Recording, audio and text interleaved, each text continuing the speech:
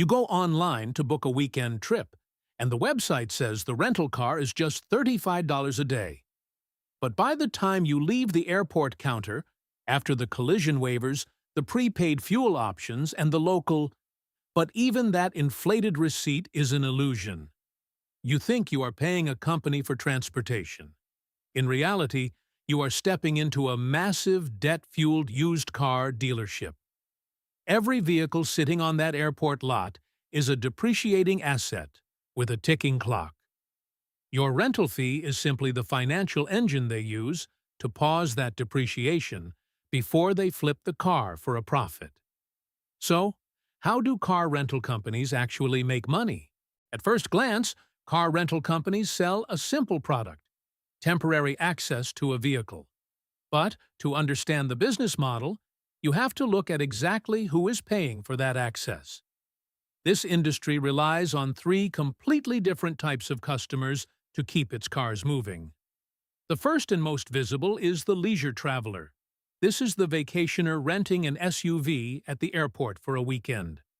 Leisure renters are highly profitable because they are the most likely to buy high-margin add-ons like prepaid fuel or collision waivers. But they are also the most volatile. Their demand spikes around holidays and crashes during the off-season. To survive those seasonal crashes, rental companies rely on the second customer, the corporate traveler. Major brands negotiate massive contracts with large businesses. A corporate traveler might pay a lower, fixed daily rate, but they provide consistent, predictable revenue every Tuesday through Thursday, 52 weeks a year. Corporate travel stabilizes the utilization of the fleet. The most overlooked segment, however, is insurance replacement. When you get into a fender bender and your car goes to the body shop, your auto insurer pays for a temporary vehicle. In the United States, this represents a massive chunk of the industry's volume. These rentals typically happen at neighborhood branch locations rather than airports. The daily rate paid by the insurance company is heavily discounted, but the rental duration is much longer, often weeks at a time. The business is not just about renting cars to tourists. It is an exercise in balancing the high margins of leisure travel with the year-round volume of corporate contracts and the long durations of insurance replacements. They are selling time, and they need all three payers to ensure their depreciating assets never sit idle on a lot. The revenue stack of a car rental company is built in three distinct layers. The first layer is what you see online, the base rate. This is the daily fee you agree to pay for time and mileage. For a standard vehicle, that might be $40 to $60 a day. But here is the secret of the rental industry. The base rate is rarely the profit center. Its primary job is simply to get you to the counter and offset the daily depreciation of the vehicle. The real operating profit is generated in the second layer: ancillary add-ons and fees. Once you are standing at the rental desk, the company has a captive audience, and this is where the margin multiplies. The most lucrative of these add-ons is the collision damage waiver, or CDW. Rental companies typically charge $20 to $30 a day to waive their right to hold you financially responsible if you damage the car. This is not technically insurance, it is a waiver, and the profit margins on it are staggering. Because massive rental corporations are self-insured and spread the risk across hundreds of thousands of vehicles, the actual cost of repairing a few crashed cars is pennies compared to the millions of dollars in waiver fees collected every single day. For a single rental, adding a CDW can immediately double the revenue of that contract with almost zero additional variable cost to the operator. But the fees do not stop at risk reduction. The company also monetizes convenience.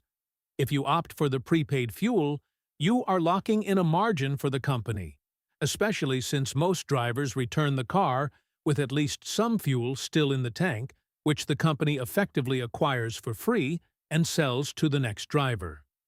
Then there are toll transponders, which carry a daily administrative fee just for being activated in the vehicle, regardless of the actual toll cost.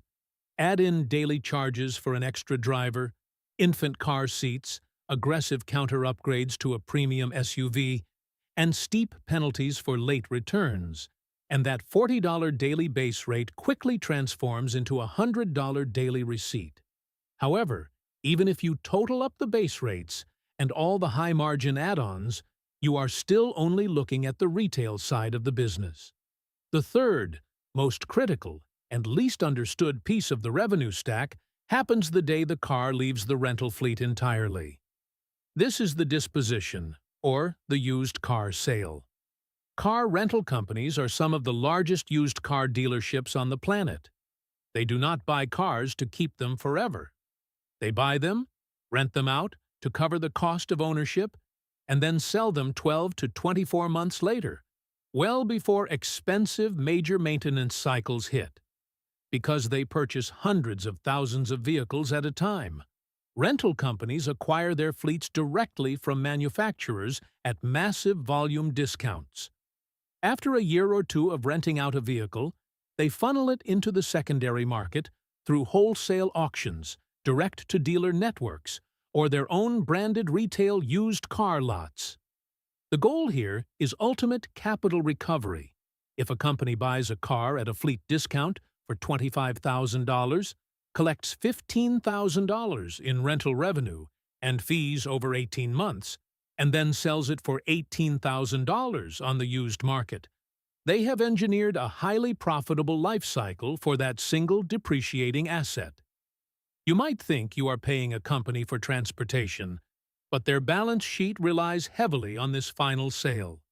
The daily rental fees simply float the debt and cover the wear and tear while they wait to flip the asset. When you look at an $80 daily receipt, it is easy to assume the rental company is printing money. But the cost stack of this business is incredibly heavy. The money vanishes before it ever reaches the bottom line, and the biggest expense is completely invisible to the customer. That expense is vehicle depreciation, and it is the silent killer of the rental industry. The moment a rental company buys a new car and puts it on the lot, it starts losing value. A standard $30,000 vehicle might depreciate by $400 to $500 every single month. This cost does not care if the car is rented to a corporate traveler or sitting idle behind an airport fence. The clock never stops ticking. Depreciation is typically the single largest expense for the business, easily consuming 30% of total operating costs. If a car sits unrented for 2 weeks out of the month, the revenue generated by the remaining days will barely cover the financial value the vehicle lost just by existing. To buy those depreciating assets, rental companies need capital. This brings us to the second massive layer of the cost stack: fleet financing and debt. Major rental operators do not buy their cars with cash. They purchase hundreds of thousands of vehicles using massive amounts of institutional debt, typically through asset-backed securities. They borrow billions of dollars from Wall Street, using the physical cars as collateral. This means a significant portion of your daily rental fee is simply servicing the interest on that massive corporate debt. When interest rates are low, this leveraged model hums along profitably. But when rates spike, the cost to finance that massive fleet skyrockets, immediately squeezing the margins on every single rental day. Then comes the cost of location. The most reliable place to capture demand is at the airport, but that access comes at a steep price. Airports charge rental companies massive concession fees just for the privilege of operating on their property. This is often structured as a flat percentage of gross revenue, sometimes 10% or more, taken right off the top. On top of that percentage, operators must pay inflated real estate leases for the terminal counter space and the massive parking lots required to stage the vehicles. These fees are so structurally heavy that rental companies have no choice but to pass them directly to the consumer, which is why your final receipt is padded with concession recovery charges and customer facility fees. Finally, there are the direct operational costs to keep the fleet moving. Every time a car is returned, it must be processed. This requires a massive, coordinated labor force, from the desk agents managing the queues to the lot attendants vacuuming interiors, washing windows, and shuttling cars across the tarmac.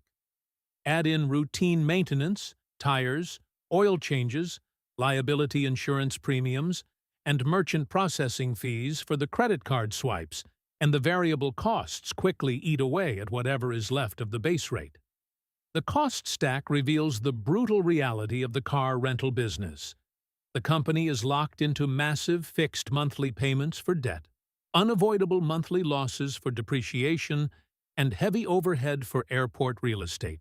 If you strip away the collision waivers, the prepaid fuel, and the airport concession fees, the fundamental truth of the car rental business model reveals itself.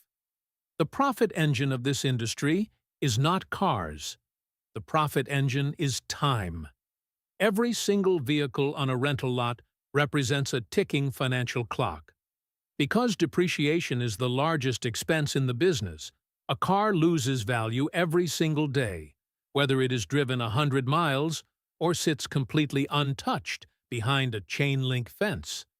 Therefore, when you rent a vehicle, you are not actually buying transportation.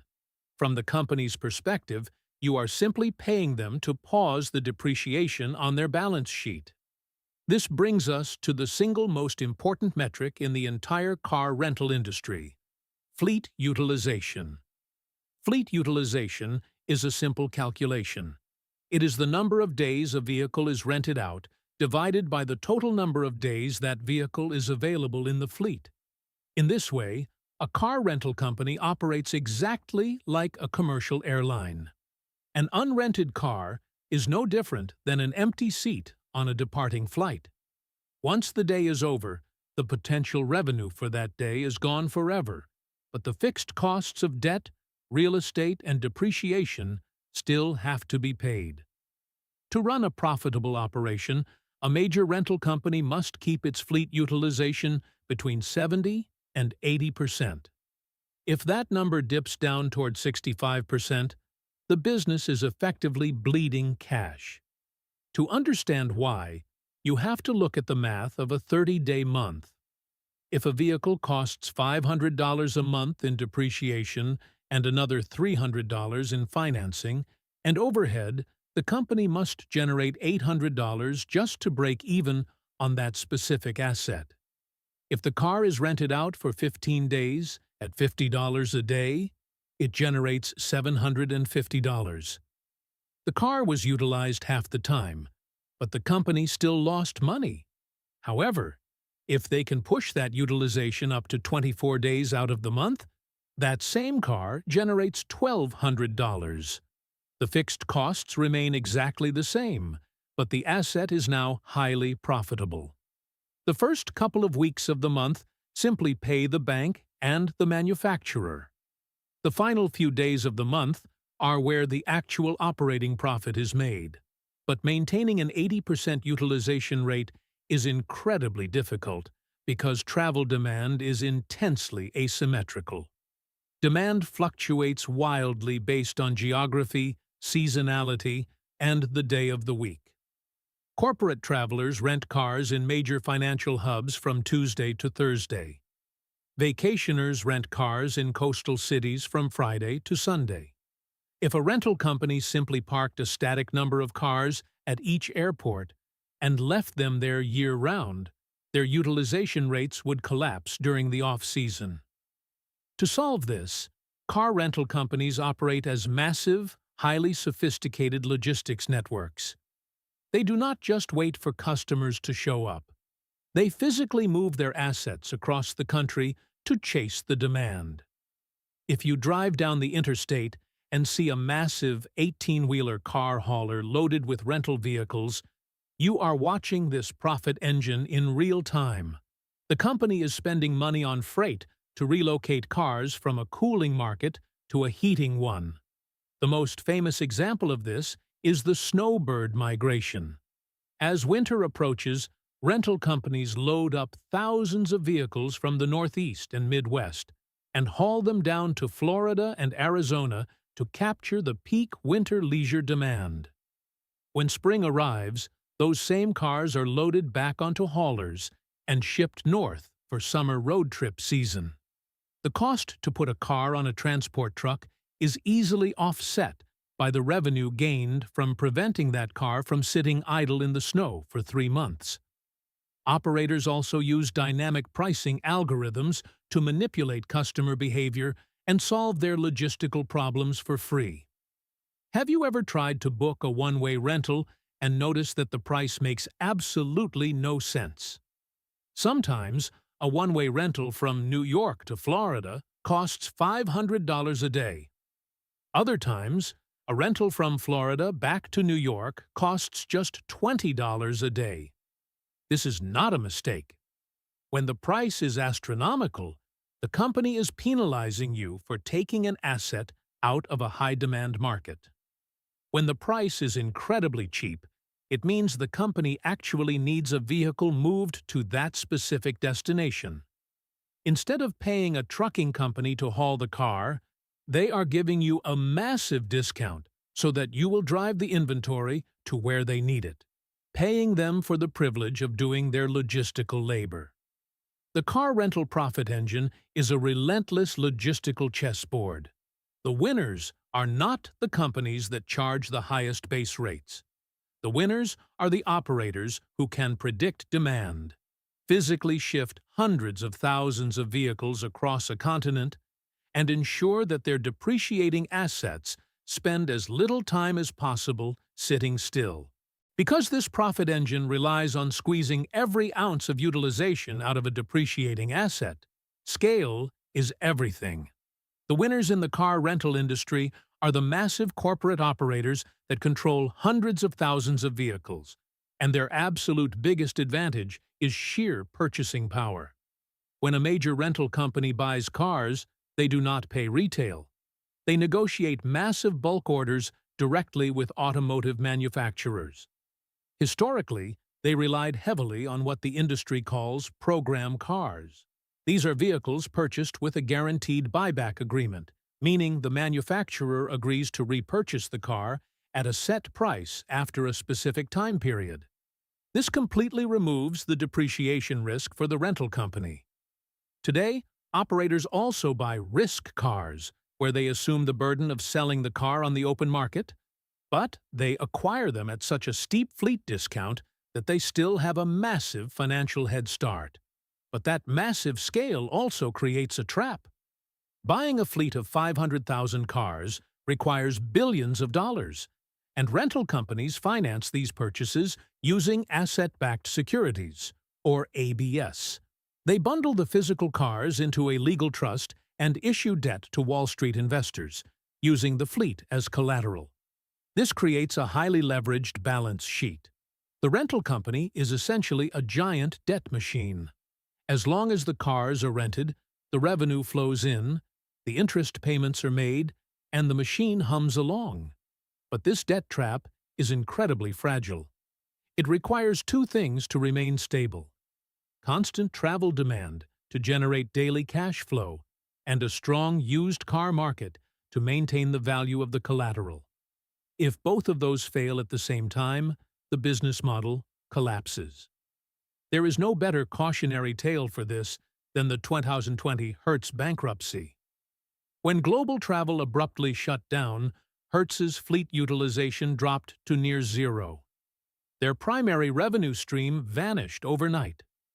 But the massive monthly payments on their ABS debt did not stop.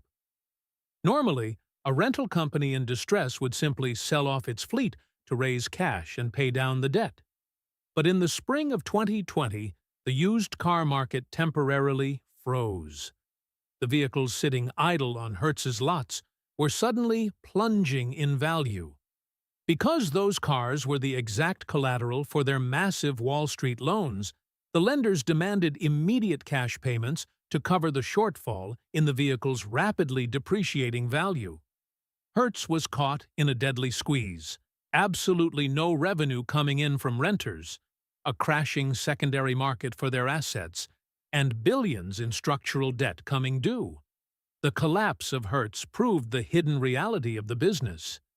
When you rent a car, you are not just interacting with a travel company. You are funding a highly leveraged financial operation that survives on cheap debt, constant motion, and the relentless resale of used metal. So, how do car rental companies actually make money? They do not make it by simply handing you the keys to a sedan for a weekend getaway. The base rate you pay is just a cover charge to enter their ecosystem. This business makes money when high-margin ancillary fees float the massive operational overhead, and the constant logistical movement of the fleet keeps asset utilization above a critical threshold. Every rented day is simply a mechanism to pause the silent killer of vehicle depreciation on their corporate balance sheet. Ultimately, you are not renting a car. You are funding a massive, highly leveraged financial machine. The rental company borrows billions from Wall Street to buy assets at a volume discount, uses your daily fees and collision waivers to service that debt, and then relies on the secondary market to flip the used metal for a final capital recovery. That is the real profit engine.